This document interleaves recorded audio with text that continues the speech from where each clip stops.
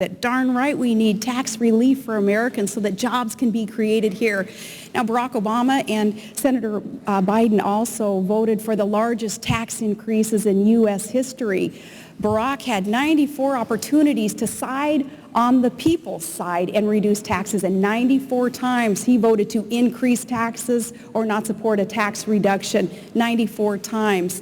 Now, that's not what we need to create jobs and really bolster and heat up our economy. We do need the private sector to be able to keep more of what we earn and produce. Government's going to have to learn to be more efficient and live with less if that's what it takes to rein in the government growth that we've seen today. But we do need tax relief. And Barack Obama even supported increasing taxes as late as last year for those families making only $42,000 a year. That's a lot of middle-income, average American family. To increase taxes on them, I think that is the way to kill jobs and to continue to harm our economy. Senator. Charge is absolutely not true. Barack Obama did not vote to raise taxes. The vote she's referring to, John McCain voted the exact same way. It was a budget procedural vote. John McCain voted the same way. It did not raise taxes. Number two, using the standard that the governor uses, John McCain voted 477 times to raise taxes. It's a bogus standard. But if you notice, Gwen, the governor did not answer the question about deregulation. Did not answer the question of defending John McCain about not going along with the deregulation, letting Wall Street run wild. He did support deregulation almost across the board. That's why we got in so much trouble. Would you like to have an opportunity to answer that before we move on? I'm still on the tax thing because I want to correct you on that again. And I want to let you know what I did as a mayor and as a governor. And I may not answer the questions the way that either the moderator or you want to hear, but I'm going to talk straight to the American people and let them know my track record also. As mayor, every year I was in office, I did reduce taxes.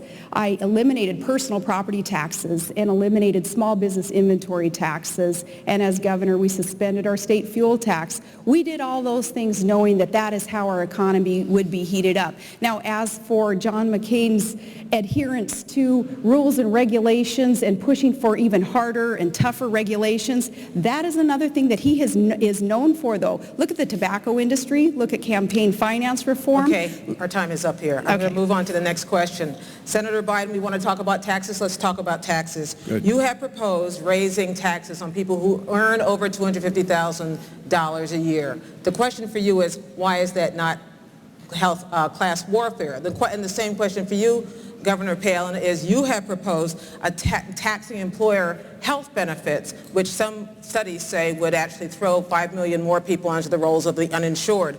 I want to know why that isn't taking things out on the poor, starting with you, Senator Biden. Well, Gwen, where I come from, it's called fairness. Just simple fairness. The middle class is struggling. The middle class under John McCain's tax proposals, 100 million families, middle class families, households to be precise. They got not a single change. They got not a single break in taxes. No one making less than $250,000 under Barack Obama's plan will see one single penny of their tax raise, whether it's their capital gains tax, their income tax, investment tax, any tax. And 95% of the people in the United States of America making less than $150,000 will get a tax break. Now, that seems to me to be simple fairness. The economic engine of America is the middle class. It's the people listening to this broadcast. When you do well, America does well. Even the wealthy do well. This is not punitive. John wants to add $300 billion in new tax cuts per year for corporate America and the very wealthy, while giving virtually nothing to the middle class. We have a different value set. The middle class is the economic engine. It's fair. They deserve the tax breaks, not the super wealthy who are doing pretty well. They don't need any more tax breaks. And by the way, they'll pay no more than they did under Ronald Reagan. Governor? I do take issue with some of the principle there with that redistribution of wealth principle that seems to be espoused by you. But When you talk about Barack's plan to tax increase affecting only those making $250,000 a year or more, you're forgetting the millions of small businesses that are going to fit into that category. So they're going to be the ones paying higher taxes, thus resulting in fewer jobs being created and less productivity. Now, you said recently that higher taxes or asking for higher taxes or paying higher taxes is patriotic. In the middle class of America, which is where Todd and I have been, all of our lives, that's not patriotic. Patriotic is saying, government, you're not always the solution. In fact, too often you're the problem. So government, lessen the tax burden on the private sector and on our families and get out of the way and let the private sector and our families grow and thrive and prosper. An increased tax formula that Barack Obama is proposing, in addition to nearly $1 trillion in new spending that he's proposing, is the backwards way of trying to grow our economy. Governor, are you interested in defending Senator McCain's health care plan? I am, because he's got a good health care plan that is detailed, and I want to give you a couple of details on that. He's proposing a $5,000 tax credit for families so that they can get out there and they can purchase their own health care coverage. And that's a smart thing to do. That's budget neutral. That doesn't cost the government anything, as opposed to Barack Obama's plan to mandate health care coverage and have this universal government-run program. And unless you're pleased with the way that the federal government has been running anything lately, I don't think that it's going to be real pleasing for Americans to consider health care being taken over by the feds. But a $5,000 health care credit through our income tax, that's budget neutral, that's going to help. And he also wants to erase those artificial lines between states so that through competition, we can cross state lines. And if there's a better plan offered somewhere else, we'd be able to purchase that. So affordability and accessibility will be the keys there, with that $5,000 tax credit also being offered. Thank you, Governor. Senator. Gwen, I don't know where to start.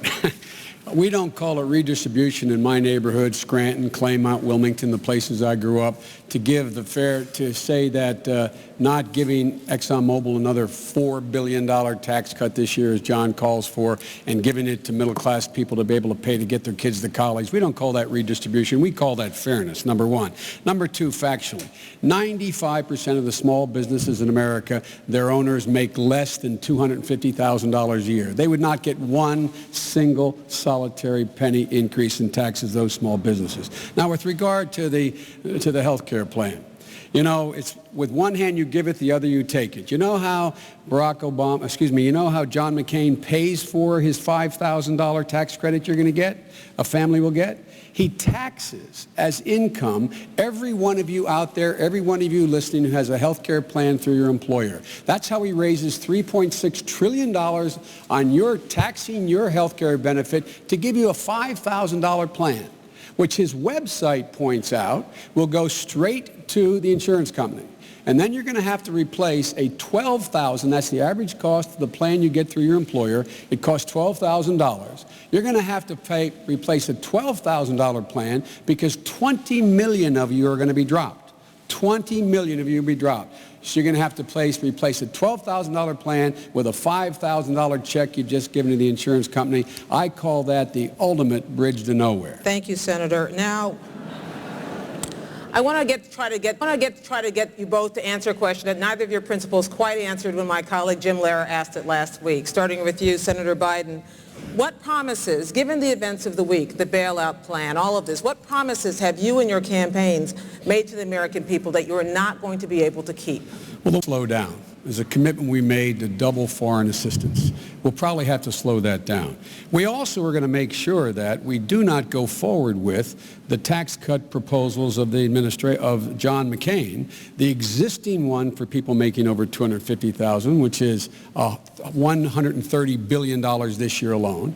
We're not going to support the $300 billion tax cut that they have for corporate America and the very wealthy. We're not going to support another $4 billion tax cut for ExxonMobil. doable. And what we're not going to also hold up on, Gwen, is we cannot afford to hold up on providing for incentives for new jobs by an energy policy creating new jobs. We cannot slow up on education to give, because that's the engine that is going to give us the economic growth and competitiveness that we need. And we are not going to slow up on the whole idea of providing for affordable health care for Americans, none of which, when we get to talk about health care, is as the governor characterized.